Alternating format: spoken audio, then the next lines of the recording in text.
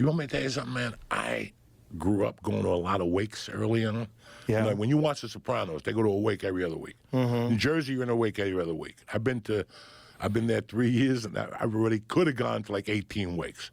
I've been to maybe 2 or 3 of them. But in 3 years, wakes are big. But you look at the whole process of a wake. I would never let my daughter go to a wake now until she's 18, just because the effects it did to me. I don't remember my father's wake, but I remember my friends' wakes from grammar school, and I remember my mother's wakes. And those 3 wakes fucked me up, to the point where somebody else died when I was like a junior or a senior in high school, and I didn't go to that wake. Like I was like, I've had enough of wakes. I don't think it's healthy. I don't know. For me, it wasn't. I got exposed to it at a young age, and it wasn't healthy, man. It fucked with me for a long time. I watched The Exorcist. It didn't fuck with me as much as those caskets fucked with me. So when my buddy had the funeral parlor years later, I volunteered for the job because I didn't want to have that creepiness between us, and that eliminated. I saw how he responded to it.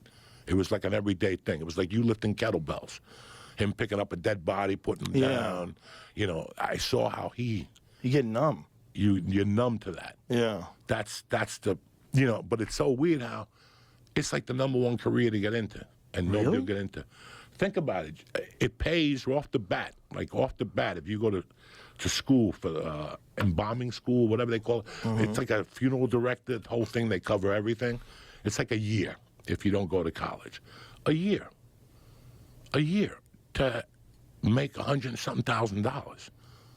Think about it. That's not bad. Yeah, if you're willing to work with dead people. If you're willing to work with dead people. My friend's funeral parlor had a fireman that did the embalming. So he would just come in and do the embalming. You know, $400 a body, whatever. I don't know what's done during the embalming. It's very sacred. I know they break the spine, they drain the blood, they fill you with formaldehyde and shit. But that whole process, and then you go back and look at like the Aztecs and how they did. The Chinese, they put you on a boat and they float you away. They celebrate the spirit. I think the Vikings did it right. The Vikings Light did it that right. motherfucker on fire. Light them on fire. Everybody had their own thing, which is very interesting. The Aztecs, this, that, everybody had their own way of dealing with it. Yeah. So we were on the right path.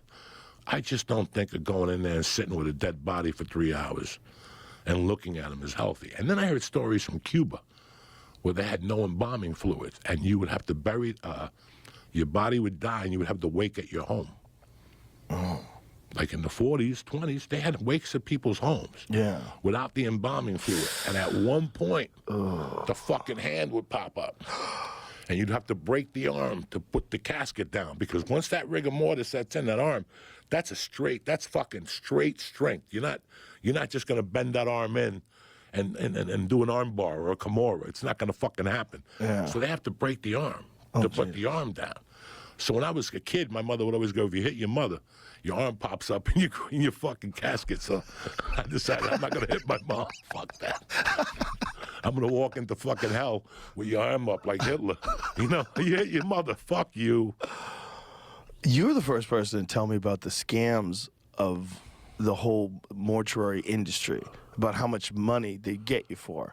Like, no matter, even if you want to get an embalming, you still, or even if you want to get someone cremated, you still have to get them embalmed. You still have to fill them up with formaldehyde. And you were explaining the caskets, how they like guilt you into getting a nicer casket. Oh yeah, what do you want? You want to be buried in 4 pieces of wood, or you want the Cadillac of caskets? How weird is that? I got one with a sunroof. It's, you know, they got everything now. But how weird is it that people give a fuck what the box looks like that they bury you in? So strange. The things that people do to show that they cared when someone was alive. Buy a fancy box to put them in. Like, if that's me, save your money. Me too. Yeah. I remember I had that joke, just bury me in the yard. My friend, that's how you're his supposed uncle to died, die. And they wanted 15 grand. And I'm like, you got a yard that's huge? Yeah. That was an old joke. I'm like, you know, you got a hard 15,000. Not only that, then the person gets cycled back into life. You become a part of the earth again. Because, like, what we're doing is very unnatural. We stop the body from decaying, so you stop bacteria from eating it. You stop the soil from being enriched by it. It's all a natural part of the cycle of life of all living things, and we've removed ourselves from it.